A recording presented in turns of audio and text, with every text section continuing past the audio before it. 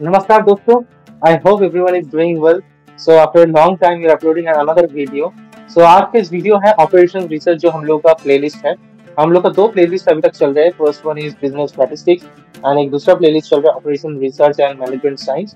तो in this video operation research के जो हम लोग एक पैरेलली वीडियो चला रहे, एक में नेटवर्क एनालिसिस के ऊपर चल रहे वीडियो है, एक में लिनियर प्रोग्रामिंग के ऊपर.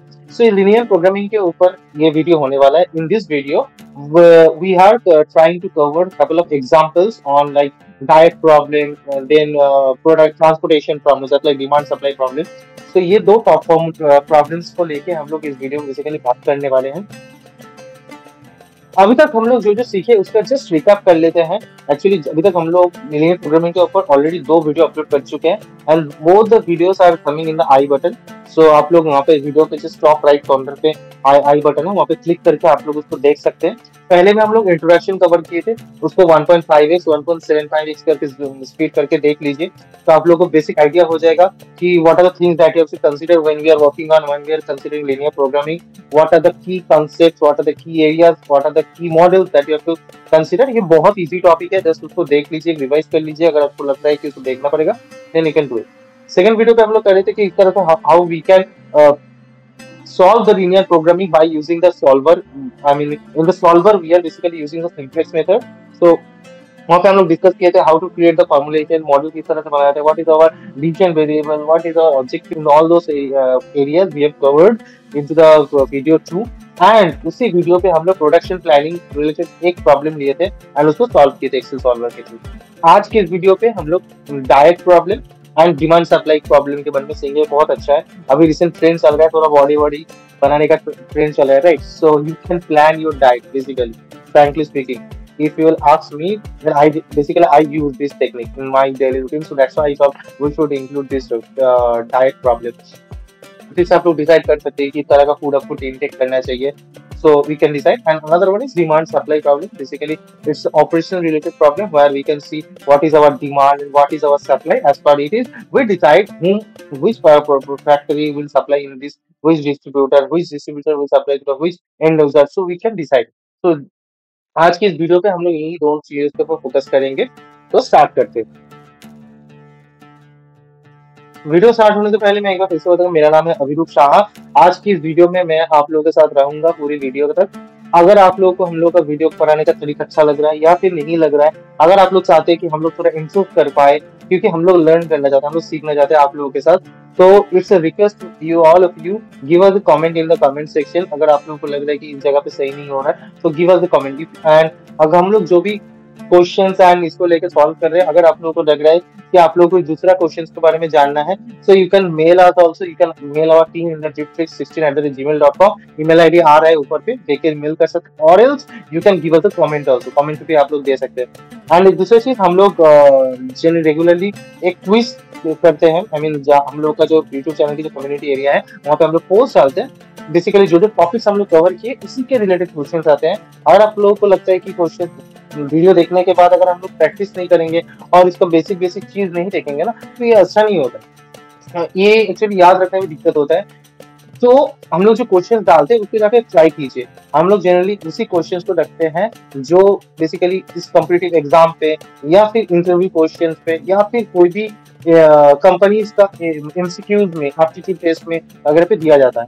ये सब क्वेश्चन टेक्निकल्स के लिए, तो उस क्वेश्चन को कवर कीजिए तो अपने के लिए अच्छा होगा. कम्युनिटी, हम लोग यूट्यूब चैनल के कम्युनिटी एरिया वहाँ पे क्विज आता रहता है, उसको दे दीजिए.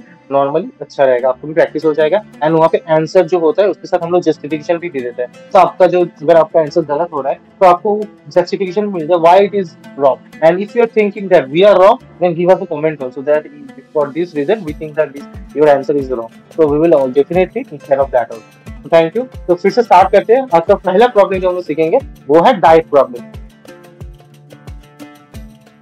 एक बार छोटा सा थोड़ा रिकैप कर लेते हैं. हम लोग ऑपरेशन रिसर्च को कंटिन्यू करने के लिए हम लोग को तीन बेसिक चीज बेसिकली याद रखना चाहिए. एक है what is our objective function, what is our decision variable, and third one is what is our constraint.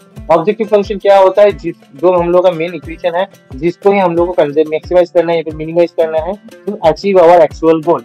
Decision variable क्या होता है? जो 2, 3, 4 फैक्टर को हम लोग कंट्रोल करके हम लोग का ऑब्जेक्टिव फंक्शन को अचीव करना है. कंस्ट्रेंट क्या होता है? जो हम लोग का तो डिसीजन वेरिएबल है उसको उसका लिमिटेशन क्या है, उसका up to which extent we can use those stuff. So basically these are the constraints.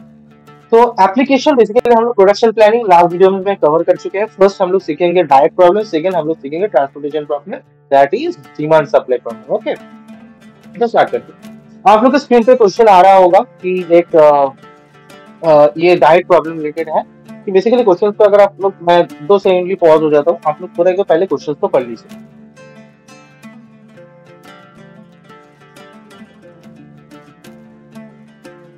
I hope आप लोग क्वेश्चंस को पढ़ लिए होंगे। अगर नहीं पढ़े हैं तो एक छोटा सा स्नैपशॉट ले लीजिए एंड अपना एक्सेल, अपना लैपटॉप का एक्सेल फाइल ओपन कर लीजिए, स्नैपशॉट लेकर क्वेश्चन को वहां पर रख लीजिए। तो हम लोग जब पढ़ते जाएंगे उस क्वेश्चन को पढ़ते रहना एंड सॉल्व करते रहना। एंड अगर वो भी करने का मन नहीं कर रहा है तो don't worry, after this end of this video हम लोग का जो हम लोग डिस्क्रिप्शन वाला एरिया है, डिस्क्रिप्शन पे जाइए, वहाँ पे हम लोग आप लोगों का जो एक्चुअल स्प्रेडशीट है उसको अपलोड करके रखे हैं, वहाँ पे उसको जाके डाउनलोड कर लीजिए, so you can see our actual answer sheet also. Okay, तो इस क्वेश्चन को सॉल्व करने के लिए चलिए एक्सेल ओपन करते हैं। Let's go. आई होप मेरा स्क्रीन विजिबल हो रहा है। So this is our spreadsheet and in this video we will cover the direct problem. So basically मैंने स्ट्रक्चर बना के रखा हूँ, लास्ट वीडियो का जो स्ट्रक्चर है उसी स्ट्रक्चर को फॉलो करके हम लोग बनाएंगे। हम लोग अपकमिंग जो भी वीडियो करेंगे, जो भी लीनियर प्रॉब्लम को सॉल्व करेंगे, इसी स्ट्रक्चर को फॉलो करके बनाएंगे, तो कोई दिक्कत नहीं होगा। ठीक है, तो पहले क्वेश्चन को देखते हैं। क्वेश्चन में क्या बोला जा रहा है कि हम लोग के पास 2 टाइप का फूड है, food A and food B. Each unit जो फूड ए है उसमें 2 ग्राम का प्रोटीन है, 3 ग्राम का फैट है, 1 ग्राम का carbohydrate sorry. And similarly in the food B contains 4 gram of protein, 2 gram of fat and 3 gram of carbohydrate. ठीक है, क्लियर हो गया? क्या क्लियर हुआ कि हम लोग के पास 2 फूड है, फूड ए है एंड फूड बी है।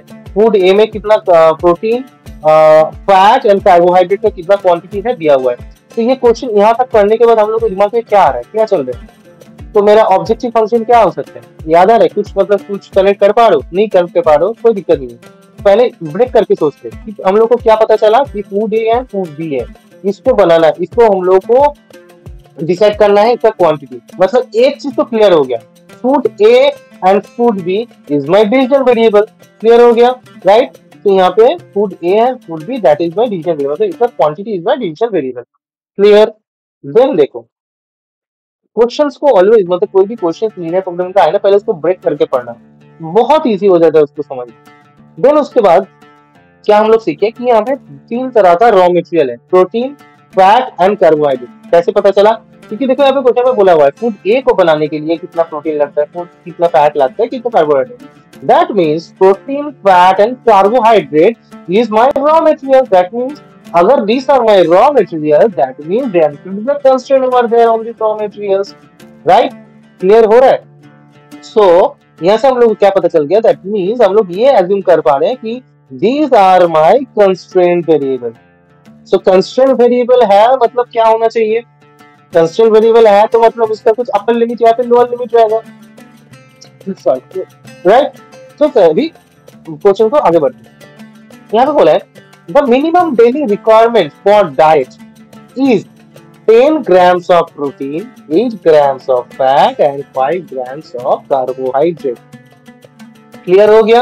हम लोगों को अपना चीज दे दिया गया, मतलब so these are my limitation कि हम लोग को minimum daily 10 grams of protein को इंटेक करना है, 8 grams of fat को इंटेक करना है and 5 grams of carbohydrate को इंटेक करना है। That is my minimum. उसके ऊपर हम लोग जा सकते हैं, but that should be minimum. So यहाँ पे देखो हम लोग का जो स्ट्रक्चर होता है दैट इज माय कंस्ट्रेंट। हम लोग को क्या पता चल गया, अपर लिमिट लोअर लिमिट पता चल गया।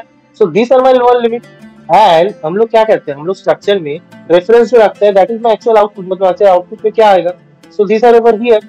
सो अभी स्ट्रक्चर जो होने वाला है उसको मैं देखता हूँ, पहले क्वेश्चन को बाकी कंप्लीट कर लेते हैं। पर यहाँ तक क्लियर हुआ ना, कंस्ट्रेंट हम लोग यहाँ पे लिख लिए and this are my constraint.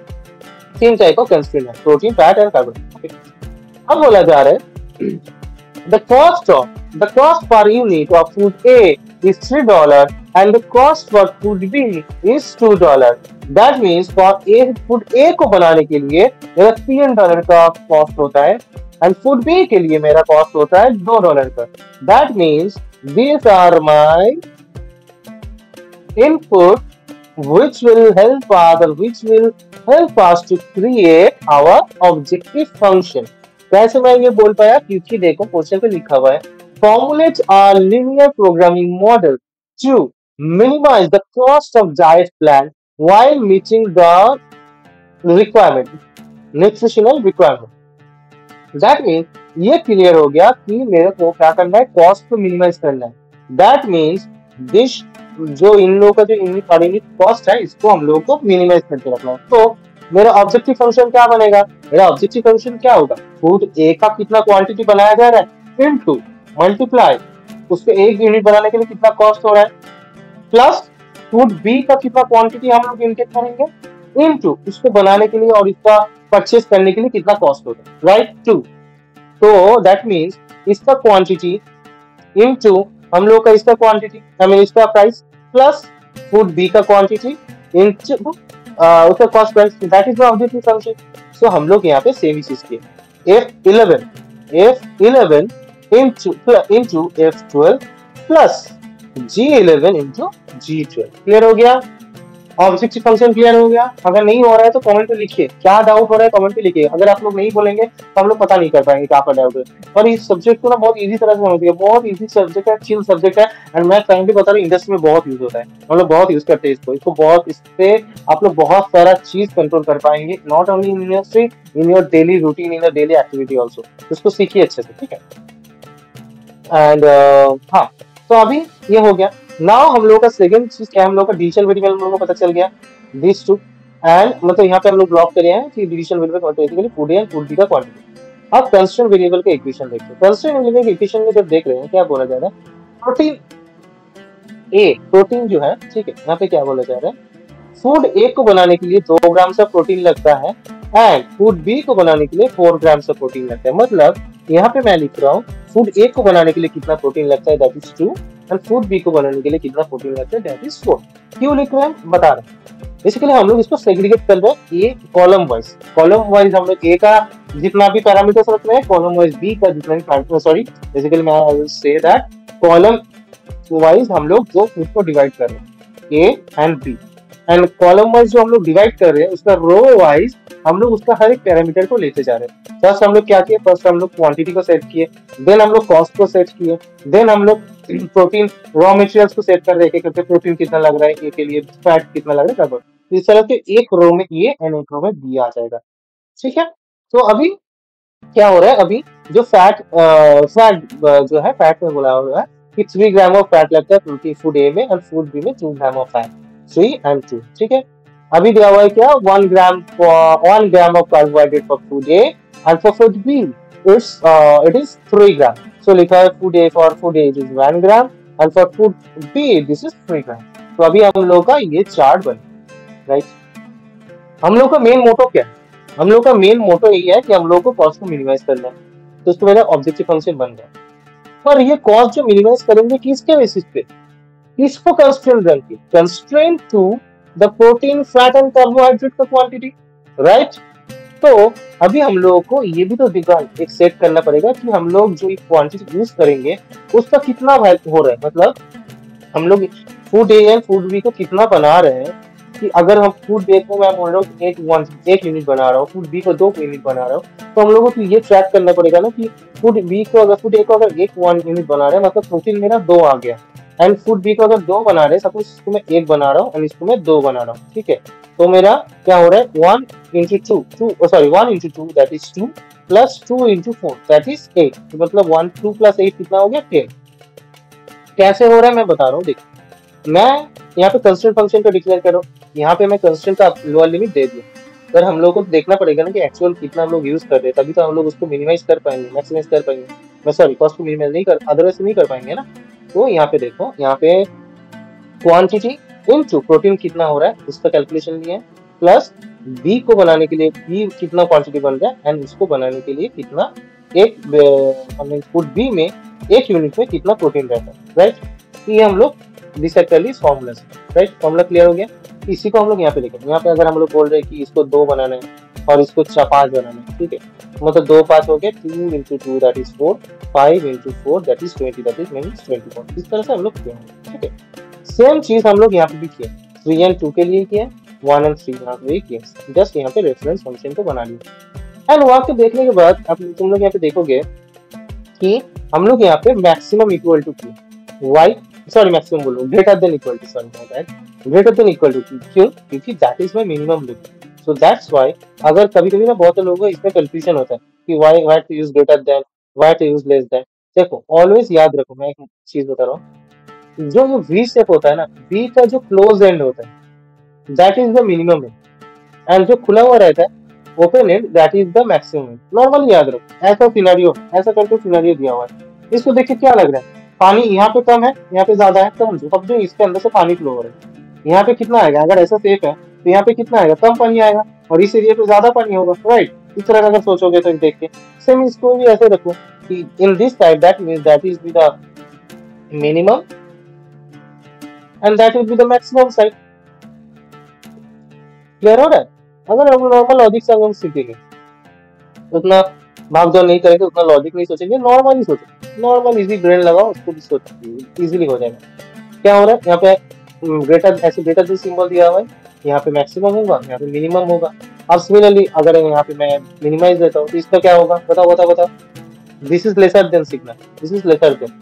हम लोग ग्रेटर देन लेसर देन क्यों करते हैं कि जनरली हम लोग क्या करते हैं, लेफ्ट साइड को एज में my whole as a my constant parameter पकड़ के राइट हैंड के साथ कंपेयर करते हैं। दैट्स व्हाई हम लोग यहाँ पे बोलते हैं कि maximum greater than equal to, that's why हम लोग इस तरह का फॉर्मूला यूज करते हैं, राइट। क्लियर हो रहा है? मतलब तो हम लोग यहाँ पे बोलेंगे, अगर मैं यहाँ पे बोलूंगा कि किस तरह का, अगर मैं यहाँ पे जैसे कि मैं अगर मैथ्स की जगह मैं लिख रहा हूँ यहाँ पे, चलो मैथ्स की जगह मैं यहाँ पे लिख रहा हूँ एक्स, ठीक है, और यहाँ पे मैं लिख रहा हूँ वाई। तो देखो अगर मैं इस तरह से बोलूंगा तो क्यों हम लोग बेसिकली ऐसा करते हैं, मैं बता रहा हूँ, एक्स है वाई है, मैं अगर बोलूंगा एक्स ग्रेटर देन वाई मतलब एक्स वाई से बड़ा है। क्लियर हो रहा है? इसीलिए हम लोग इस तरह का इस टाइप में रेफरेंस ला के ग्रेटर देन को हम लोग कहते हैं, ठीक है, और कुछ नहीं। सिमिलरली अगर हम लोग लेस देन करेंगे तो यहाँ पे हो जाएगा मैक्सिमम और यहाँ पे हो जाएगा मिनिमम, सिंपल। इस लॉजिक को अच्छी समझ लो, ये मैं जानबूझ के यहाँ पे करवा रहा हूँ क्योंकि डिमांड सप्लाई में इसका बहुत यूज होने वाला है, ठीक है। क्लियर हो रहा है?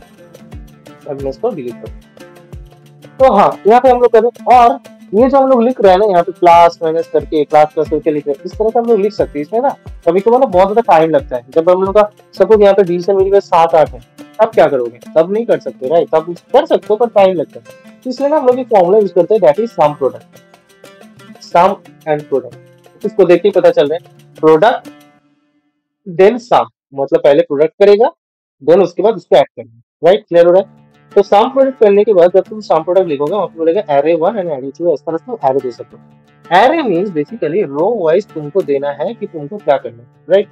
एरे देखो यहाँ पे बोल रहे हैं कि एरे, एरे मतलब यहाँ पे बता रहा है कि कौन सी दो टाइप का पैरामीटर का तुम सम प्रोडक्ट करना चाहते हो। मैं बोल रहा हूँ कि सम प्रोडक्ट ये quantity and sum product what is the raw materials, ठीक है।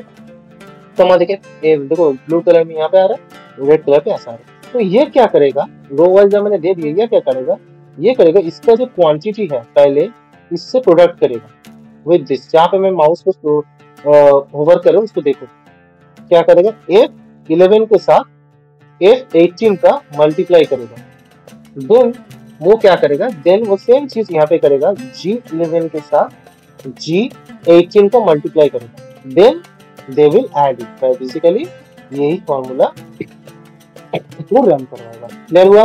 Full clear? सम प्रोडक्ट कैसे यूज करते हैं, बहुत बढ़िया। अभी चल रन करते हैं। अब हम लोग को क्लियर हो गया this and variable objective function and this are my constraint. चलो रन करके सॉल्व हो गया डेटा। और बाय द वे अगर किसी के पास सॉल्वर नहीं आ रहा है, एनालिसिस वाला सेक्शन नहीं आ रहा है, पिछले वीडियो पे हम लोग बताए हैं किस तरह से हम लोग ऐड कर सकते हैं एक्सेल पे, जाके उसको देख लो एंड उसको थोड़ा आई मीन स्पीड उसको थोड़ा मतलब फॉरवर्ड करके फास्ट फॉरवर्ड करके वो वाला एरिया देख लो, देन इसके बाद उसको देख लो, ठीक है। चल तो सॉल्वर में चले गए। सॉल्वर पे जाने के बाद what we have to do, first हम लोग को क्या डिसाइड करना, हम लोग को ऑब्जेक्टिव फंक्शन क्या है, सॉरी फर्स्ट हम लोग को क्या चाहिए, हाँ फर्स्ट हम लोग को ऑब्जेक्टिव फंक्शन है। What is my objective function, this is my objective function, right. हम लोग इसको क्या करना है, मिनिमाइज करना है, बहुत बढ़िया। देन चेंजिंग वेरिएबल, वेरिएबल कौन सा है, दिस वन है चेंजिंग वेरिएबल, राइट, इसको हम लोग को चेंज करना है। देन उसके बाद दिया हुआ है सब्जेक्टिव कंस्ट्रेंट, मेरा कंस्ट्रेंट क्या है, अब ना यहाँ पे कंस्ट्रेंट हम लोग को यहाँ पे डिक्लेयर करना पड़ेगा। तो हम लोग का कंस्ट्रेंट, पहला कंस्ट्रेंट क्या है कि this what is my constraint देने के बाद हमें यहाँ पे मांग रहा है कि cell reference, so that is my cell reference, इसलिए हम लोग यहाँ पे रेफरेंस लिख रखते हैं कि समझने में अच्छा आसानी हो। ठीक है, तो रेफरेंस, सेल रेफरेंस क्या है, this one we have to choose. Then इसके बाद बोल रहे हैं कि क्या है, ग्रेटर देन इक्वल टू है, तो हम लोग ग्रेटर देन इक्वल टू दे दिए। Then what is my constraint, these are my constraint, that is my here my lower limit. ठीक है, ओके कर दिया। अब ओके हो गया। यहाँ पे हम लोग को सिंपलेस्ट चूज करना पड़ेगा, हम लोग सिंपलेस्ट मेथड को फॉलो करके लीनियर प्रोग्राम को सॉल्व करेंगे, दैट्स व्हाई। अब इसको करते हैं solve. Solver found the solution, all stress constraint are optimally conditioned are satisfied। ठीक है, देखो क्या बोल रहा है कि okay we found out the solution.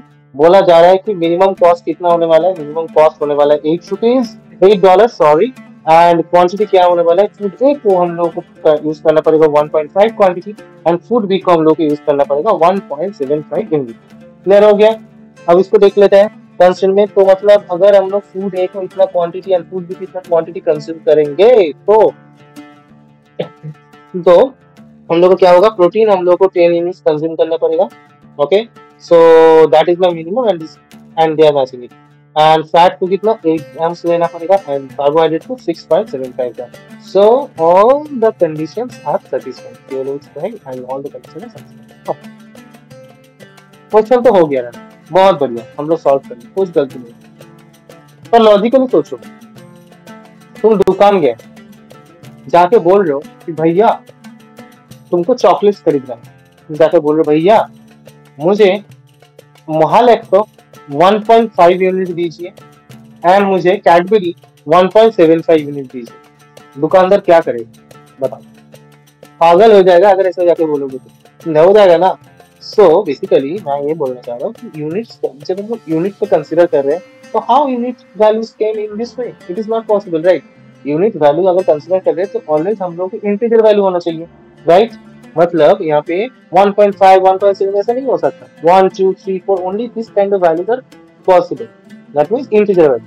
तो हम लोग को यहाँ पे सॉल्वर जब रन कर रहे थे, हम लोग को और एक कंस्ट्रेंट करना पड़ेगा, दैट इज कि हम लोग का ये जो क्वांटिटी है that should B integer. Okay, ये जो वैल्यू है क्वांटिटीज है इसको इंटीजर कर दो। नाउ रन करो, हो गया। अब देखो आंसर क्या अब आया कि बोल रहे हैं कि अगर तुमको मिनिमाइज कॉस्ट को मिनिमाइज करना है बाबू, तो फूड ए को परचेज ही मत करो या फिर फूड ए को बना ही मत, कोई जरूरत नहीं है फूड ए को लेना, फूड बी ही ले लो।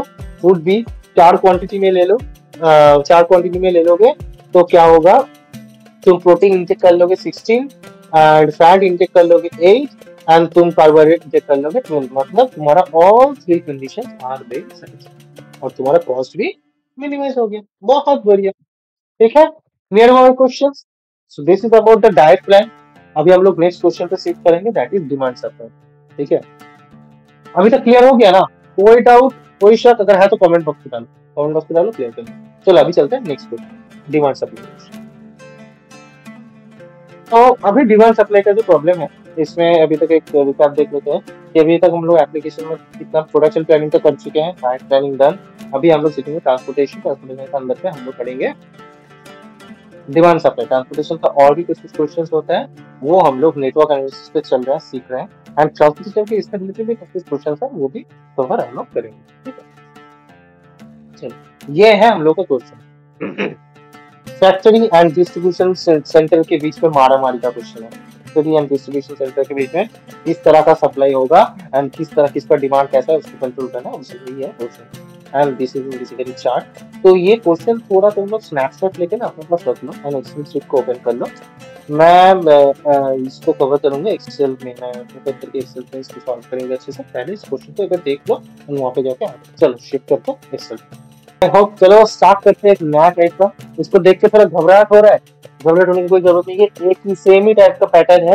वहां पे हम लोग एक ही डायरेक्शन पे हम लोग बेसिकली कंस्ट्रेंट को ले रहे थे, यहाँ पे हमको दोनों टाइप से कंस्ट्रेंट को कंट्रोल करना था। लाइक वहाँ पे हम लोग को कंस्ट्रेंट क्या ही था, सपोज हम लोग को पहला वाला क्वेश्चन को अगर हम लोग समझते हैं, पहला वाला क्वेश्चन पे हम लोग क्या कहते हैं, पहला वाला क्वेश्चन पे हम लोग का ये था कि हम लोग का डिवीजन वेरिएबल्स था कुछ, राइट, एंड हम लोग का कंस्ट्रेंट जो था एकमात्र रॉ मटेरियल की तरफ से ही था। समझ लो वो ऐसा क्वेश्चन है कि कंस्ट्रेंट हम लोग का क्वांटिटी की तरफ से भी है, मतलब ऐसा क्वेश्चन है जहाँ पे बताया जा रहा है कि ए और बी, प्रोडक्ट ए और बी को बनाने का भी कुछ लिमिट दिया हुआ है और रॉ मटेरियल को यूज करने का भी कुछ लिमिट दिया हुआ है। इस तरह से क्वेश्चन को समझो। अगर इस तरह का सिनेरियो हुआ तो बेसिकली ये हम लोग डिमांड सप्लाई में इसी तरह का क्वेश्चन को सॉल्व करेंगे। इसी तरह का सिनेरियो और कुछ नहीं। वहाँ पे सिर्फ रॉ मटेरियल की कंस्ट्रेंट दिया हुआ था, यहाँ पे तुम्हारा रॉ दोनों तरफ से कंस्ट्रेंट दिया हुआ। ठीक है, क्लियर क्लियर क्लियर, कोई डाउट? चलो क्वेश्चन को समझते हैं। क्वेश्चन में बोला हुआ है एक कंपनी हैज 3 फैक्ट्रीज F1 2 3, तो दीज आर माय फैक्ट्रीज। बहुत बढ़िया। सप्लाई गुड्स को सप्लाई करता है to 4 distribution centre G1 G2 D3 G4, these are my distribution centre. इन चारों डिस्ट्रीब्यूशन सेंटर पे इसे F1 2 3 फैक्ट्री से सप्लाई होता है। बहुत सही। The supply from this factories is 100, 120 and 150। ठीक है, मतलब यहाँ पे बताया जा रहा है कि मेरा ये जो फैक्ट्री है यहाँ से कितना सप्लाई होता है, 100, 120, 150 यूनिट सप्लाई होता है। ये जो है मेरा ऑप्टिमम चीज है, इसको देखो अच्छे से, मैं समझाऊंगा हर जगह पे क्या दिया हुआ है मैं समझाऊंगा। पहले इसको थोड़ा सा बारी बारी से समझते। पहले ये वाला टेबल को क्या बोला है कि मेरे क्वेश्चन पे F1 and 2 and 3 इन तीनों का क्या बोला जा रहा है कि जो फैक्ट्री है इन फैक्ट्री से क्या हो रहा है 100, 120, 150 ये सप्लाई होता है। ठीक है, बहुत बढ़िया। इन लोग बस इतना सप्लाई कर सकते हैं ये लोग मैक्सिमम, ये लोग सप्लाई हमेशा मैक्सिमम होता है क्योंकि उससे ऊपर वो कर नहीं सकता। So that is their upper limit. ठीक है, ये याद रखो, सप्लाई कर रहे हैं तो मतलब मैक्सिमम लिमिट पे होगा ना। थोड़ी बोलेगा कि 100 अगर 150 सप्लाई कर सकते थोड़ी बोलेगा मैं 50 सप्लाई कर सकता हूँ, क्या फायदा? लॉस तो उसी का है, नहीं करेगा ना। अगर 150 सप्लाई कर सकते हो वो बोलेगा कि हाँ 150 करो। कभी कभार तो ऐसा भी होता है इंडस्ट्री में, पता है, अगर तुम्हारा अपर लिमिट ही है 200 तो जनरली क्या करते हैं ना हम लोग 180 बोलते हैं, 20 30 बफर लेके चलते हैं। कभी भी कुछ होता है ना, कुछ छोटी छोटी तरह फैक्ट्रीज होता है थोड़ा शैतान टाइप का मैं सीरियसली मतलब ना, तो वो बोलता है ना कि मैं 200 ही कर सकता हूँ। मतलब वो अपने बफर को भी कंसिडर करते हैं, क्वेश्चन नहीं छोड़ता है। तो कभी कभार होता है ना ब्रेक डाउन या फिर कोई सडन रॉ मटेरियल्स का कुछ इधर उधर हो गया, इन्वेंट्री में इशू हो गया, तो वो इन्वेंट्री रिफिल नहीं कर पाए तो इन दैट केसेस इशू हो जाता है। तो इंडस्ट्री में इसको भी हम लोग को ध्यान रखना पड़ता है, ये बहुत बड़ा रिस्क फैक्टर है। हाँ तो चलो देखते हैं।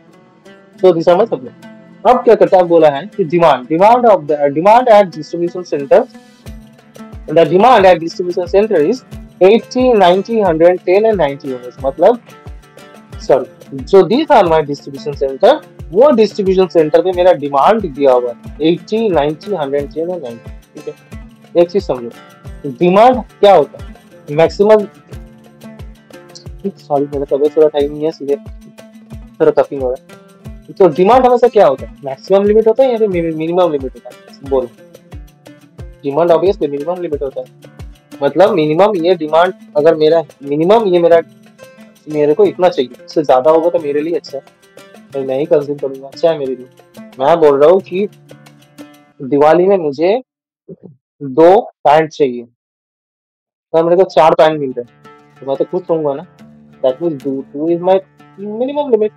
क्लियर हुआ? इस तरह से क्लियर करो, हमेशा चीजों को कनेक्ट करो तो क्लियर कर पाओगे। वर्ड्स कभी कभी कंफ्यूजन क्रिएट करता है और उसको रियल लाइफ से कनेक्ट करोगे तो बहुत इजीली हो जाएगा, सूट नहीं निकलेगा। सो डिमांड क्या हुआ, मिनिमम लिमिट हुआ, and supply that is the maximum.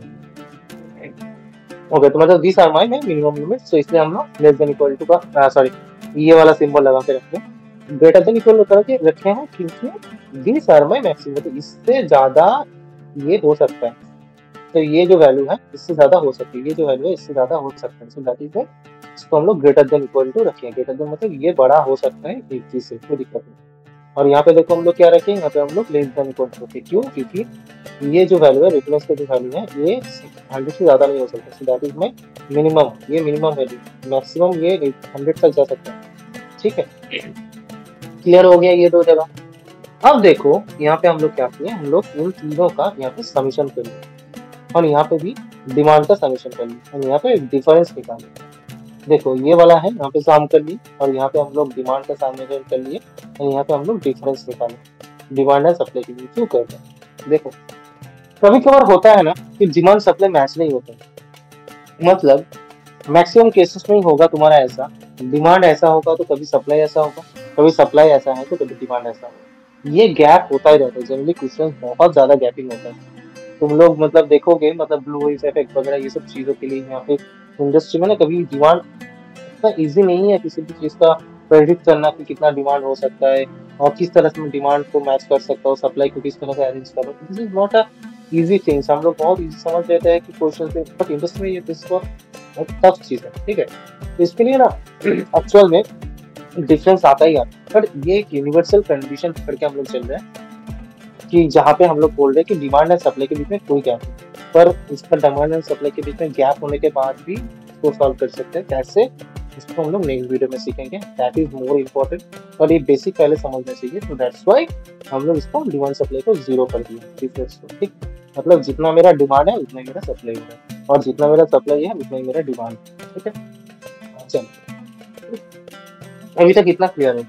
अब बोला जा रहा है कि formulate linear programming model to minimize the total transportation cost and meet the demand and supply requirement. That means मेरा जो टोटल ट्रांसपोर्टेशन कॉस्ट उसको मिनिमाइज करना। अब तुम लोग के दिमाग में आएगा कि दिया हुआ है कितना क्वांटिटी सप्लाई होगा, दिया हुआ है कितना डिमांड है, अब इसका कॉस्ट से कैसे निकालेंगे, ट्रांसपोर्टेशन कॉस्ट कितना मिनिमाइज होगा। ट्रांसपोर्टेशन कॉस्ट मतलब समझ रहे हो ना यहाँ पे क्या बोल रहे हैं, यहाँ पे बोल रहा है कि फैक्ट्री F1 से D1 या फिर F1 से D2 इस तरह की जो सप्लाई होगा, हर सप्लाई के लिए पैसा लगता है, हर फैक्ट्री में भेजने के लिए, डिस्ट्रीब्यूशन सेंटर में भेजने के लिए, सॉरी। तो उसका जो कॉस्ट है ना, टोटल जो कॉस्ट है उसको मिनिमाइज करना, दैट इज आवर टास्क, उसको मिनिमाइज करना। क्लियर हुआ? उसको मिनिमाइज करना, so that is my major challenge. तो इसके लिए ये जो मैट्रिक्स दिया हुआ है ना, that is actually cost matrix. ये है कॉस्ट मैट्रिक्स, मतलब यहाँ पे बोला हुआ है F1 से D1 भेजने के लिए 4 रुपया का खर्चा होता है, F1 से D2 भेजने के लिए 5 रुपया होता है, F1 से D3 2 रुपया, F1 से D4 7 रुपये, सिमिलरली F2 से D1 इतना। तो इस तरह से ये है, this is my cost matrix. Clear हुआ? क्लियर? तो अभी देखो ये जो एरिया है, दिस आर माय एरिया जिसको हम लोग को कंट्रोल करना है, राइट। वहां से डिफरेंस यही है, डायरेक्ट प्रॉब्लम पे हम लोग यहाँ पे कंस्ट्रेंट रख के, इसी को कंस्ट्रेंट को वैल्यू को रख के हम लोग डिसीजन वेरिएबल को कंट्रोल करते हैं। पर यहाँ पे जो है ना, यहाँ पे जो डिसीजन वेरिएबल इसी को कंट्रोल करके हम लोग कंस्ट्रेंट को मेंटेन करना है, ठीक है। यही डिफरेंस है, अच्छे समझो, याद रखने का जरूरत नहीं है, लॉजिक को सिंपली समझ लो, बहुत इजी समझ लो, ठीक है। और इस टेम्पलेट को देखो अच्छे से, क्लियर हो जाए, कोई दिक्कत नहीं। देख अब ये जो एरिया है, यहाँ पे हम लोग क्या किए, समय रेफरेंस लेना, रेफरेंस में हम लोग क्या लिखा है लगाएंगे, वहाँ पे हम लोग सम प्रोडक्ट करते हैं। पर यहाँ पे कि सम प्रोडक्ट करने की कोई जरूरत नहीं है ना, राइट। क्योंकि मेरा यहाँ पे जो मेरा जो क्वेश्चन है उसी हिसाब से मैं देखूंगा, तो मेरे को ये निकालना पड़ेगा, ये देखना पड़ेगा कि F1 से जितना सप्लाई हो रहा है दैट शुड टच मैक्सिमम 100। तो मेरे को क्या चाहिए, F1 से कितना डिस्ट्रीब्यूट हो रहा है उसका साम। तो दैट्स व्हाई देखो यहाँ पे हम लोग रेफरेंस पे summation of F1 to D1 कितना जा रहा है, F1 टू D2 कितना सप्लाई हो रहा है, F1 टू D3 कितना सप्लाई हो रहा है, F1 टू D4 कितना सप्लाई हो रहा है, उसी को हम लोग लिखे। क्लियर हो गया? क्लियर हो गया ना, राइट। हाँ, अब मैं एक चीज मैं बता देना चाहता हूँ, ये पे कभी कभी कंफ्यूजन होता है कि ये जो ये दिया हुआ है, ये जो कॉस्ट दिया हुआ है, so that is per unit और that is not per unit. Basically ये पर यूनिट होता है। मैं जनरली क्वेश्चन पे मैं जनरली डाल देता, पर मैंने मिस कर दिया था, तो मैंने वो डाल दिया, this is per unit cost. मतलब F1 टू D1 एक यूनिट भेजने के लिए मेरा 4 रुपया का खर्चा होता है, ठीक है। F1 टू D2 मतलब एक यूनिट भेजने के लिए 5 रुपये खर्चा होता है। तो दैट इज में अंडरस्टैंडिंग क्लियर होना चाहिए, किसी भी जगह कोई लूप नहीं होना चाहिए, ठीक है, कोई होल नहीं होना चाहिए, क्लियर होना चाहिए हर चीज, ठीक है। इस चीज बारी बारी को होता है, थोड़ा वीडियो लंबा हो जाता है, पर मैं ये सोचता हूँ कि वीडियो लंबा हो जाए। वीडियो लंबा है तो क्या है, तुम लोग 2 मिनट कर लो, जहाँ पे देख लो वहाँ पे जाके देख, कोई दिक्कत नहीं, कोई चीज मिस नहीं होना चाहिए। अरे भाई टॉपिक सीखो, अच्छा सीखो, ऑप्शन जैसे सीखो, कोई गैप ना रहे, गैप रहेगा तो कॉन्फिडेंस नहीं आएगा, ये नहीं होगा। चलो, अब हो गया मेरा डिवीजन वेरिएबल वाला कॉन्सेप्ट क्लियर हो गया। अब सप्लाई वाला तो हो गया। अब मैं बोला क्या, 2 तरह से हम लोग कंस्ट्रेंट को कंट्रोल कर दिए, तो सप्लाई की तरफ से तो हो गया, डिमांड की तरफ से तो करना पड़ेगा, राइट। क्योंकि मैं बोल रहा हूँ कि मैं सप्लाई को कंट्रोल कर रहा हूँ कि मेरा इतना सप्लाई होना चाहिए, डिमांड भी तो देखना पड़ेगा, मेरा मिनिमम इतना भी तो सप्लाई होना चाहिए। तो इस स्टेप में क्या करूँगा, हम लोग सम कर लेंगे, मतलब D1 से मेरा कितना मतलब F1 से D1 में कितना सप्लाई हो रहा है, F2 से D1 में कितना सप्लाई हो रहा है, F3 से D1 में कितना सप्लाई हो रहा है। तो इसका समेशन करेंगे तो इसका क्या होना चाहिए, 80 से ज्यादा या फिर 80 होना चाहिए। तो इसलिए हम लोग रेफरेंस में इसका समेशन लेंगे। ठीक है, क्लियर हो गया। सिमिलरली इसका एंड सिमिलरली इसका क्लियर हो गया। अब ये दो मेरे रेफरेंस आ गए, दैट मींस जो हम लोग एक्सेल पर डालेंगे रेफरेंस में ये वाला जाएगा, एंड कंस्ट्रेंट में ये वाला जाएगा। क्लियर हो गया, क्लियर। अब डिसीजन वेरिएबल हो गया। डिसीजन वेरिएबल क्या है, कितना सप्लाई हो रहा है, that is my decision variable. क्या कितना कंस्ट्रेंट है, हो गया।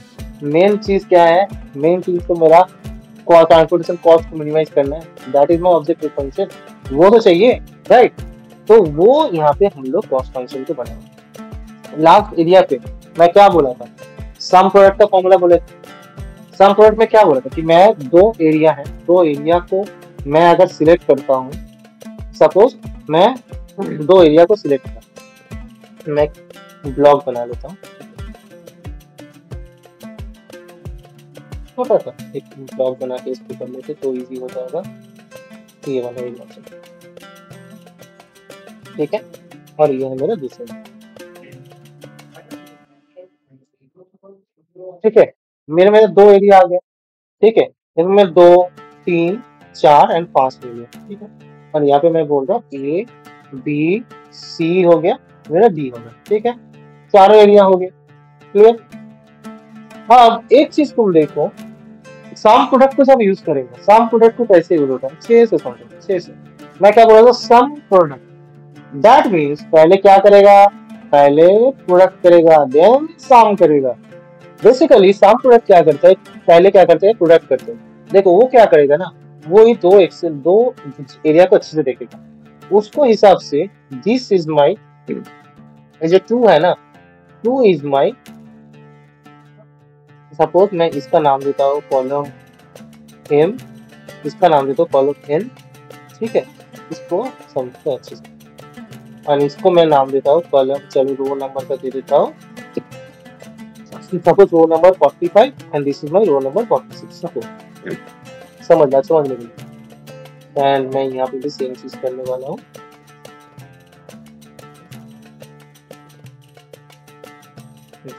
अब सम प्रोडक्ट करने के बाद क्या सोचता है ना एक्सेल, एक्सेल इसको इसी स्ट्रक्चर में देखता है। वो सोचता है कि ये दो डेटा दो डिफरेंट जगह पे दिया हुआ है, पर वो सोचेगा ये है दिस इज M45 और यहाँ पे भी सोचेगा दिस इज M55। तो क्या करेगा ना, M45 जहाँ पे देखा उन दोनों का मल्टीप्लाई करेगा, सॉरी जहाँ पे M45 है M45 मतलब ये यहाँ पे मल्टीप्लाई करेगा। सिमिलरली M46 के साथ यहाँ का M46 का मल्टीप्लाई करेगा, देन सबका ऐड कर देगा। यही करता है सामने, और कुछ नहीं करता है। मतलब मैं अगर लॉजिकली बताऊं, पहले क्या करेगा, 2 के साथ A का मल्टीप्लाई करेगा, देन प्लस करके क्या करेगा, 3 के साथ B का मल्टीप्लाई करेगा। देख रहे हो ना, सेम ही कॉलम नंबर रो नंबर को हिट करेगा।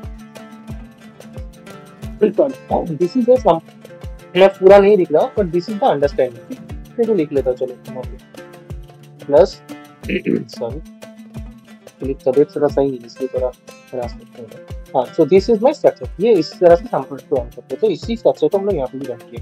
पूरा लिखने में बहुत टाइम लगेगा, राइट। तो हम लोग सम प्रोडक्ट करके दोनों एरे को सिलेक्ट कर दिया यहाँ पे, तो यहाँ पे वो ले लेगा। जब भी यहाँ पे हम लोग कुछ भी वैल्यू लेंगे, सपोज मैं बोल रहा हूँ यहाँ पे एक वैल्यू है, तो क्या करेगा, देखो 1 into 3 कर दिया। मैं सपोज बोल रहा हूँ कि यहाँ पे मैं चलो दे देता हूँ 90। देखो 90 into 5 क्या हो गया, 450 हो गया। इस तरह से काम क्लियर हो गया, फुल क्लियर, कोई डाउट नहीं, कोई डाउट नहीं, बहुत सही। चलो अभी रन करते हैं एक्सेल डेटा सॉल्वर। देखो पहला चीज हम लोग को क्या है, पहला हम लोग को क्या करना पड़ेगा, ऑब्जेक्टिव फंक्शन को what is the objective, this is objective function को क्या करना है, मिनिमाइज करना है इसके लिए। देन बोल रहे कि चेंजिंग वेरिएबल बताओ अपना, क्या चेंजिंग वेरिएबल रखे। तो so what is my changing variable, हम लोग का चेंजिंग वेरिएबल है this is my changing variable. तो ये हम लोग चेंजिंग वेरिएबल दे दिए। अब उसके बाद बोला जा रहा है कि हम लोग कंस्ट्रेंट क्या, हम लोग का कंस्ट्रेंट कितना है, 2 कंस्ट्रेंट है। पहला कंस्ट्रेंट क्या है, what is my cell reference, तो this is my cell reference. पहले हम लोग डिमांड वाला देखते हैं, ठीक है। तो यहाँ पे देखो, यहाँ पे हम लोग रेफरेंस को चूज कर दिए, then greater than equal to दे दिया कंस्ट्रेंट, ये वाला कंस्ट्रेंट को यहाँ पे सिलेक्ट कर दिया। सो दिस हमें कंस्ट्रेंट क्या दिया हुआ है, G30 टू G30, देखो 30 है, G30 टू G30 क्लियर हो गया। अब सिमिलरली हम लोग दूसरा कंस्ट्रेंट को ऐड करेंगे, that is my supply constraint. Supply constraint को क्या है, रेफरेंस क्या है, this is my reference value and that should be less than equal to, so this is my constraint 100 10 20 100 clear हो गया, फुल क्लियर हो गया आई थिंक। आप क्या करेंगे, हम लोग सिंटेक्स चूज कर लिए, लिनियर सिंटेक्स के साथ अब इसको करेंगे स्मार्ट। ओके चलो देखो एक्सेल ने सॉल्व कर दिया। क्या बताया जा रहा है कि देखो भैया तुम्हारा सबसे मिनिमम जो कॉस्ट होने वाला है दैट इज 970 रुपीज।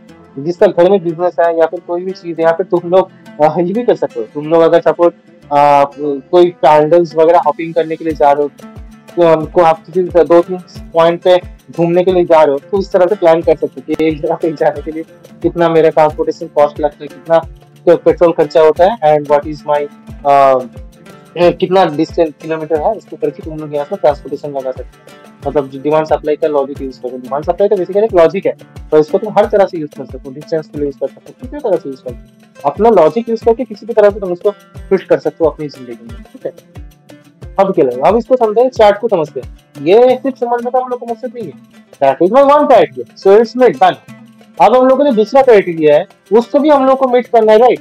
तो दूसरा जो क्राइटेरिया है उसको मीट करने के लिए हम लोग को क्या करना पड़ेगा, हम लोग का जो दूसरा सिनेरियो है जो यहाँ पे दिया हुआ है कि F1 से हम लोग को ये भी देखना पड़ेगा हर जगह पे कितना सप्लाई हो रहा है एंड मेरा डिमांड सप्लाई मैच भी हो रहा है कि नहीं, देखना पड़ेगा, राइट। तो देखो यहाँ पे मेरा क्या दिया हुआ था, लिमिट मैक्सिमम कितना हुआ सप्लाई दिया हुआ था 100 120 150, कितना ही मैं मैक्सिमम कर सकता हूँ सप्लाई का। तो देखो F1 यहाँ पे सिर्फ G3 को सप्लाई कर रहा है, दैट इज 100, मिस हो गया, तो उससे ज्यादा नहीं हो रहा है। F2 कितना कर रहा है, F2 मैक्सिमम कितना सप्लाई कर रहे हैं, F2 मैक्सिमम सप्लाई कर रहे हैं 120, तो that is my minimum limit, इससे ज्यादा मैक्सिमम लिमिट। तो मतलब F2 क्या कर रहा है, D1 को 80 कर रहा है एंड D4 को 50 कर रहा है, तो 120 हो गया, क्लियर। तो मतलब 120 हो गया। अब F3 कितना सप्लाई कर रहा है, F3 देखो D2 को 90 एंड D4 को 50 एंड D3 को 10, दैट मींस टोटल 150, ठीक है। तो मतलब 100 120 एंड 150 तीनों जगह पे ऐसे सप्लाई हो गया, ठीक है। मतलब मेरा सप्लाई वाला मैच हो गया। अब मेरा जब सप्लाई वाला मैच हो गया तब अब मेरे को क्या करना पड़ेगा, अब मेरे को डिमांड वाला भी मैच करना पड़ेगा, राइट। मेरे को चेक करना पड़ेगा डिमांड मेरा मैच हो रहा है कि नहीं, राइट। तो डिमांड करने के लिए देखो यहाँ पे D1 का कितना डिमांड था, मिनिमम 80, पर देखो D1 को F2 सप्लाई कर दे रहा है 80, तो मतलब D1 का मीट हो गया। अब D2 का देखो ओवरऑल 90 उसका मिनिमम डिमांड था, तो 90 ही उसको मीट हो रहा है। कौन सप्लाई कर रहा है, F3 सप्लाई कर रहा है, क्लियर हो गया। अब D3 का मैक्सिमम कितना, मिनिमम कितना था 110, D3 का 110 ही सप्लाई हो रहा है, पर उसको देखो D3 को देखो दो जगह से सप्लाई हो रहा है। फैक्ट्री F1 दे रहा है 100 सॉरी, और फैक्ट्री F3 उसको सप्लाई कर रहा है 10, दोनों मिला के 110 हो गया। अब D4 का मिनिमम कितना चाहिए 90, कौन कौन कर रहा है, F2 एंड F3 कर रहे हैं, F2 कर रहा है 40, F3 कर रहा है 50, मतलब तीनों मिला के कितना हो गया 90, क्लियर हो गया, फुल क्लियर। आप क्वेश्चन पे कोई डाउट है, अगर डाउट है कमेंट सेक्शन पे लिखिए। अगर आप लोगों को लग रहा है कि भी चीज को समझ में आ रहा है, अगर आप लोगों ने कोई दूसरा क्वेश्चन देखना है कमेंट पे डालिए, मेल करिए, कोई दिक्कत नहीं। आई थिंक आप लोगों को क्लियर हुआ होगा। हम लोग कोशिश की कि हम लोग जितना कर पाए अच्छे से आप लोगों को समझने की कोशिश किए, समझाने का कोशिश किया। अगर आप लोगों को फिर भी लगता है कि नहीं ये क्लियर नहीं हुआ, तो फिर भी आप लोग कमेंट सेक्शन में जाकर लिखिए। ये फाइल मैं आप लोगों के साथ शेयर कर दूंगा, डिस्क्रिप्शन बॉक्स पे दिया हुआ है, आप देख लीजिए, उनको जाकर डाउनलोड कर सकते हैं, ठीक है।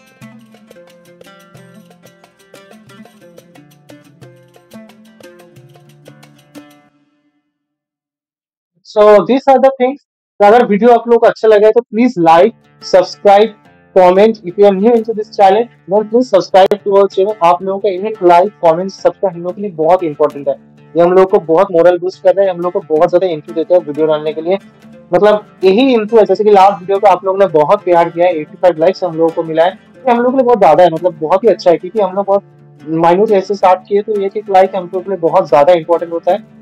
तो इसलिए इसी वीडियो को हम लोग फिर से हम लोग 100 लाइक्स के टारगेट के लिए स्टार्ट करते हैं। अगर हो जाएगा तो बहुत बढ़िया है कि हम लोग नेक्स्ट वीडियो करने के लिए और भी ज्यादा इंटू मिलेगा। और नेक्स्ट वीडियो पे हम लोग क्या करेंगे, नेक्स्ट वीडियो पे हम लोग पोर्टफोलियो मैनेज के प्रॉब्लम के ऊपर काम करेंगे। बेसिकली हम लोग देखेंगे कि स्टॉक्स अगर हम लोग को खरीदना है कि 2 3 4 स्टॉक्स हैं, इसमें से कौन सा स्टॉक में लूँ कि मेरा प्रॉफिट मार्जिन ज्यादा हो, रिस्क कम हो। तो इस तरह का एक सिमुलेशन लेके हम लोग एक लीनियर प्रोग्रामिंग सॉल्व करेंगे।